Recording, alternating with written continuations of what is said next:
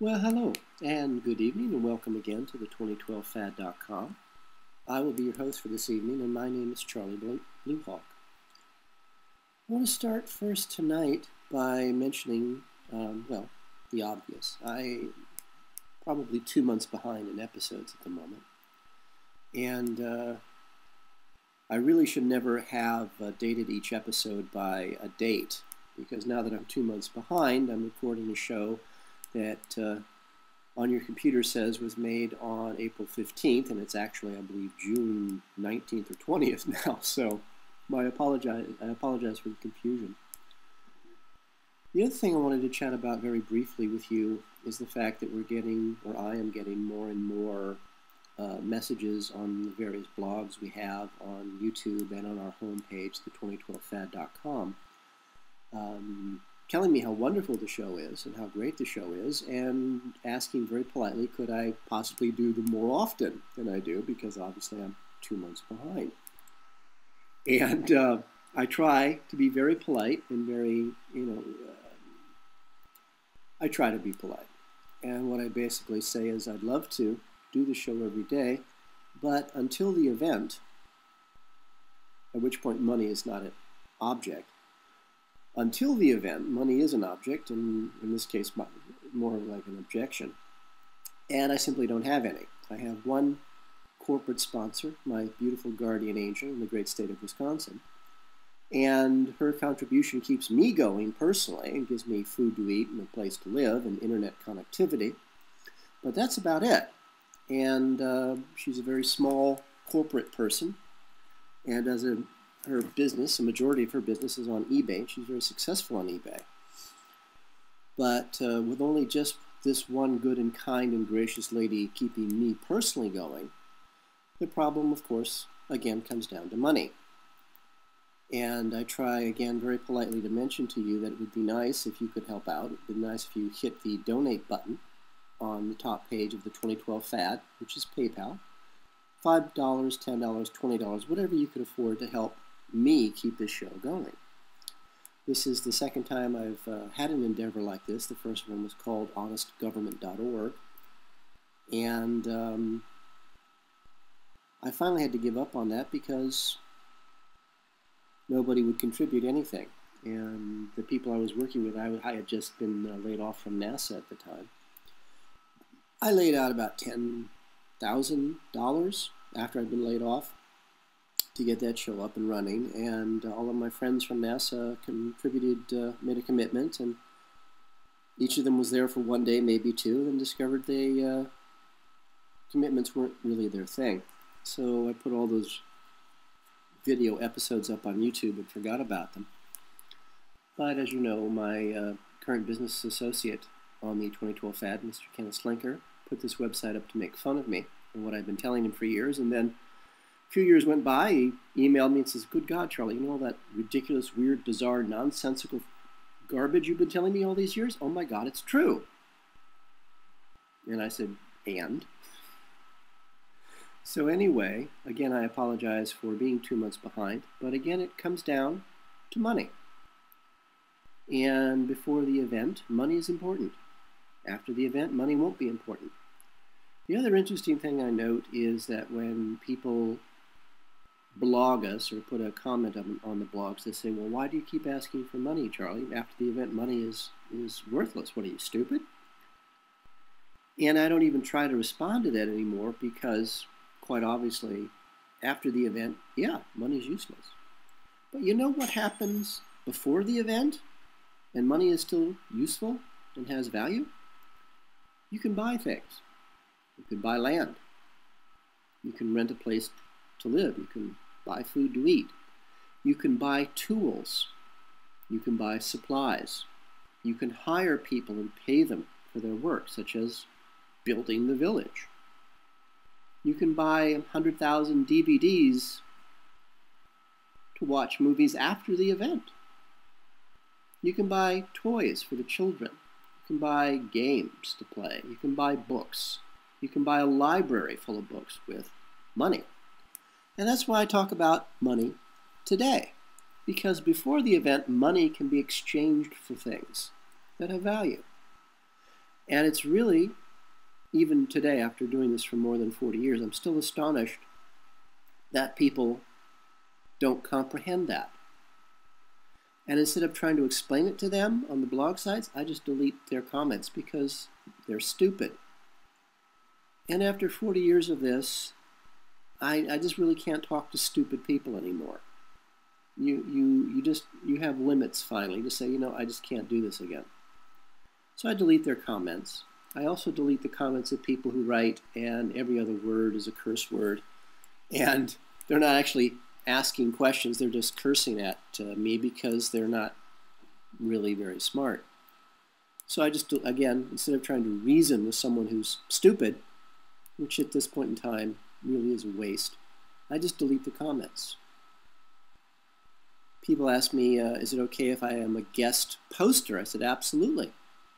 If you have something intelligent to say, if you have something to say other than you're promoting your latest search engine, if you have something relevant to say and you're polite and you're courteous, and it's an intelligent conversation that actually conveys something important to people, absolutely, please. And if you post consistently, I'll even interview you if you like, and we can chat on Skype or something and put it up on the website. We've passed the, I think, 40,000 viewer list already, so more than 40,000 people now subscribe all over the world to this program. So we're getting out there. I'm no longer doing scripts for the episodes, as you might notice, because frankly that takes time, and literally time is money. And there's just so much I'm willing to do anymore. So until we get real corporate sponsors, not to say that the beautiful guardian angel of mine in Wisconsin is not a real corporate sponsor. She's a small corporate sponsor. We need international corporate sponsorship. I will not abandon my beautiful guardian angel in Wisconsin. But it would be nice to have major corporate sponsorship. Now, last night we talked about time to grow up and how this earth, this world, this home of ours, the human race has been on the planet Earth for 2.5 billion years. That's billion with a B. Earth literally appears to be the home of the human race. And yet, every 32,000 years, as part of the natural life cycle of our world, it flips end for end. Because a dead brown dwarf star passes between us and our sun. It's the companion of our sun, perfectly normal, perfectly natural. Problem is, every 32,000 years, civilization, whatever that is, on the surface of the earth is destroyed. Few people on the surface survive, begin the whole process over again. A lot of people go into the crust of the earth and build cities there and stay there because, frankly, it's a lot easier to deal with than every 32,000 years having waves 5,000 feet tall moving at the speed of sound and wiping your cities out. Other people live inside the earth, which happens to be hollow. Again, there's a conversation for another day. And other people look around and say, you know, the universe is electrical. Leaving this earth is easy. Here's how. In fact, you and I can do it today. You do a keyword search on the internet, and you can find designs for flying saucers. You can leave this earth today. Guess what? It's going to cost you money because you need to buy supplies, you need to hire people to do work for you, but basically it's really, really simple. There are hundreds of patents registered by the U.S. government at the U.S. Patent Office for geogravitic drives. Basically, it's a flying saucer. You can leave the earth. No big deal. And event after event, millennia after millennia, our older brothers and sisters have left. They've grown up a little. They've left the cradle of civilization, literally the cradle you and I are still in. They've gone.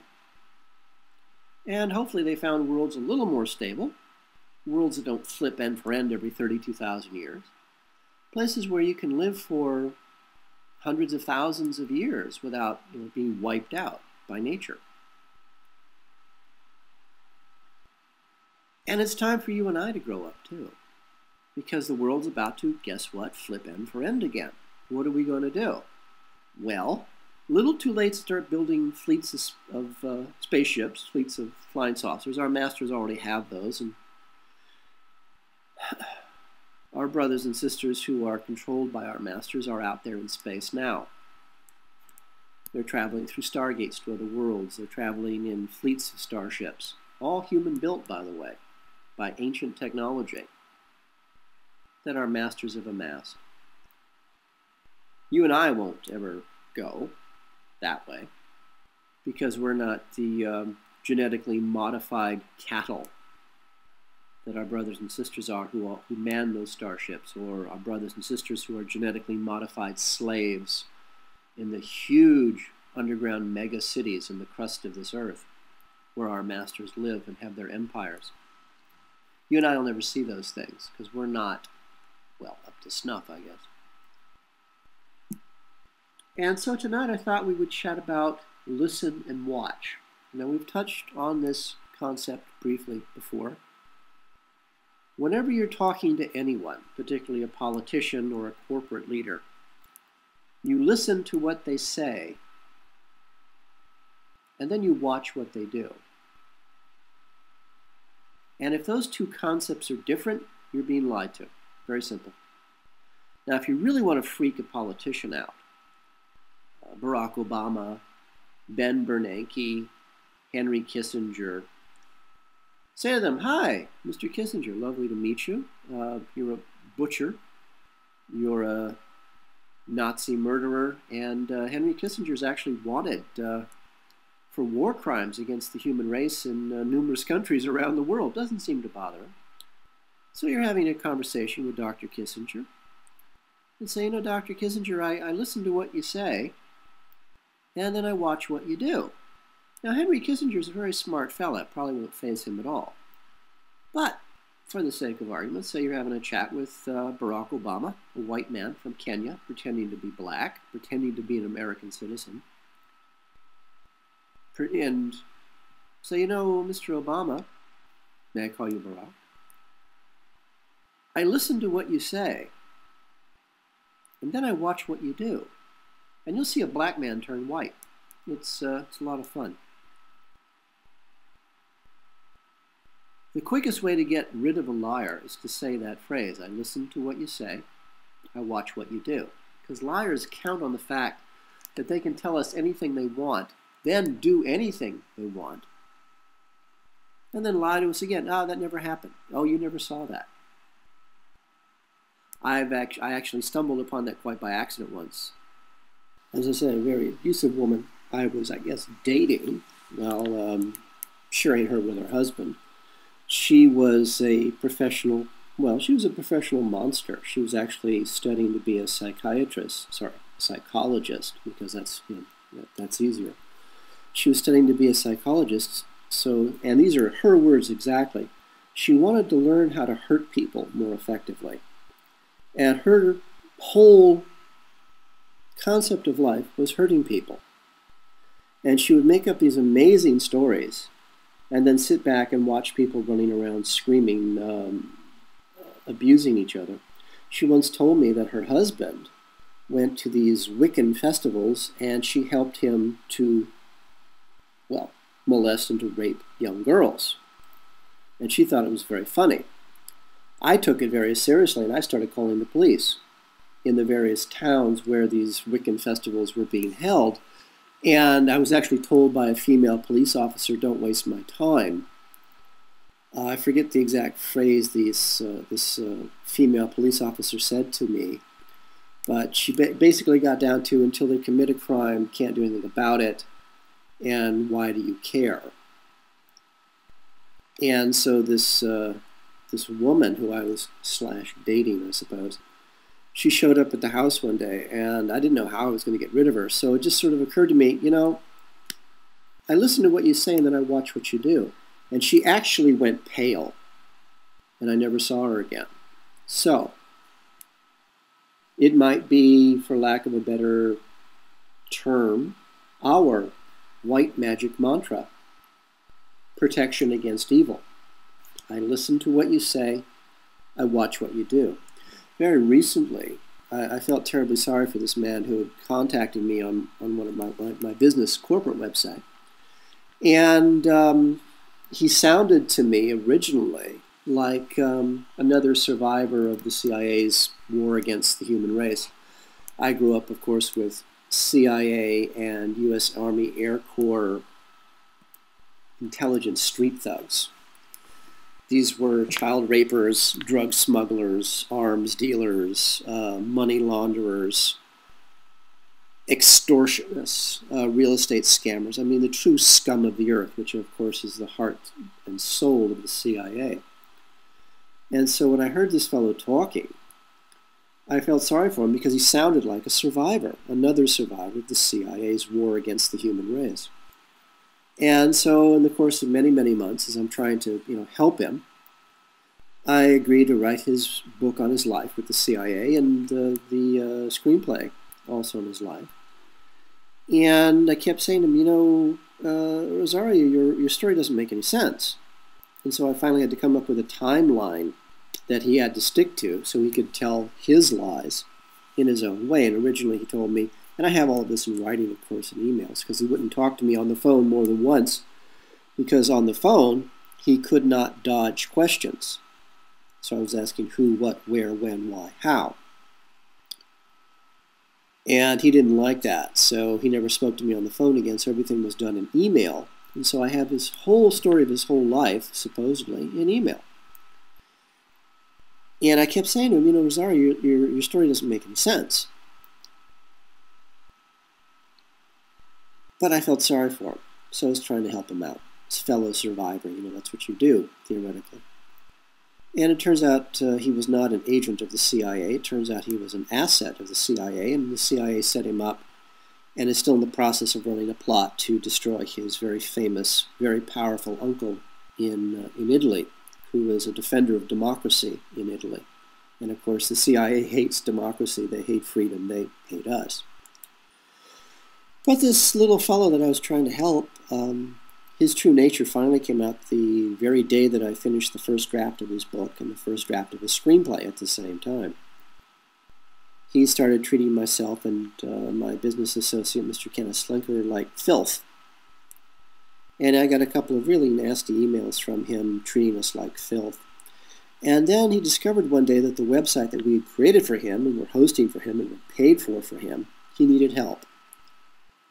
And all of a sudden, it was, it went from your scum, your filth, your trash, and you should just be grateful that, I spit on you and you should be thankful to be in my presence. It went from that to, oh golly gosh darn guys, can you please help me?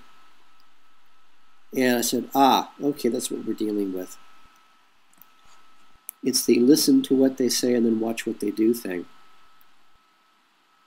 And yet again, these creatures believe, that they can tell us anything they want to get their own way. And this particular fellow was playing on my sympathies for, gee golly gosh darn, I was a survivor of the horrible things the CIA did to me. And it went down to, well, you know what? He really was a willing participant of working with the CIA. And it was all just delusions. He wasn't an agent. He was an asset. But the mantra is, and you, if I might suggest, you might want to repeat it to yourself over and over and over again until you remember it. I listen to what you say. I watch what you do. And then watch the liars scatter. They will go running. Mr. Obama, sir, before you were elected, you promised all of your supporters that you would stop the wars that the two George Bushes created. No, that was a lie. He's actually escalated the wars. Obama, of course, is just a finger puppet. But still, it was a lie. Ben Bernanke is stealing more and more money for his masters, the bankers, the corporations, every single day. I personally know, from personal experience, that the only way economies are stabilized or grow or prosper is when money is changing hands. Right now, there's so much money in the United States, the people who stole it, our masters, the bankers, the corporates, their slaves, their mandarins.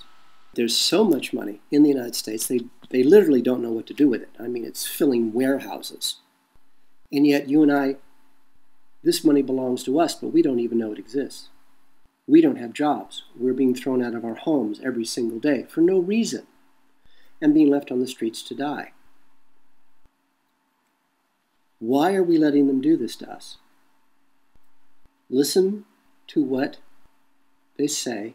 Watch what they do. I've been avoiding broadcast TV for years for reasons that we will chat about later. Something called the Lilly wave, the Lilly effect. It's where, if you ever see people, especially children or old folks, sitting in front of the TV, how it seems that their minds all of a sudden are gone and they're staring blankly at the television. There's a physical reason for that. The flicker rate of the television is, I believe, 60 hertz, which gives you the Lilly wave or the Lilly effect, which basically turns your brain off and allows subconscious messages to be broadcast into your subconscious brain.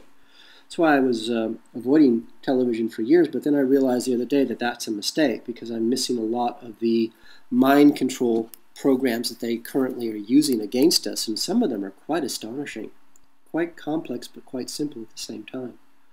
But anyway, if I might again suggest the mantra, I listen to what you say, I watch what you do. I listen to what you say, I watch what you do. And use this quietly to yourself whenever you're doing business with your banker, your politician, your accountant, your attorney, your girlfriend, your boyfriend.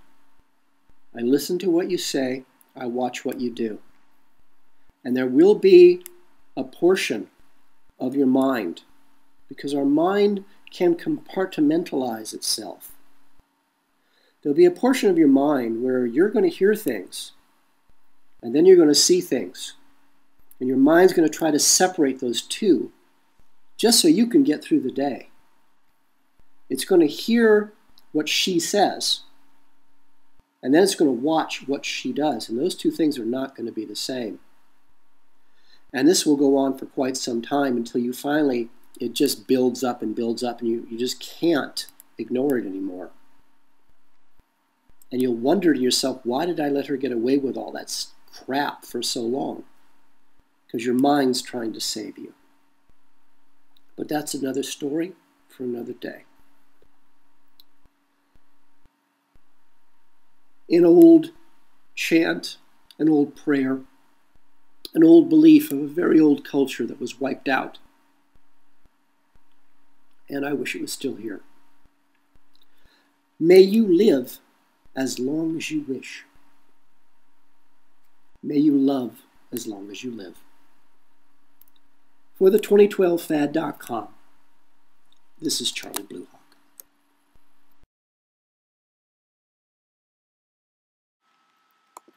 The 2012 Fad is brought to you by Coffee and Blood, Love Letters Between the Dead, a series of 5 erotica horror novels about a fallen angel finding his way back to regain his own soul, and how the CIA war against the human race. Their black magic captures and traps him in the body of a mind-controlled slave designed to hunt down and to kill their god, their Satan.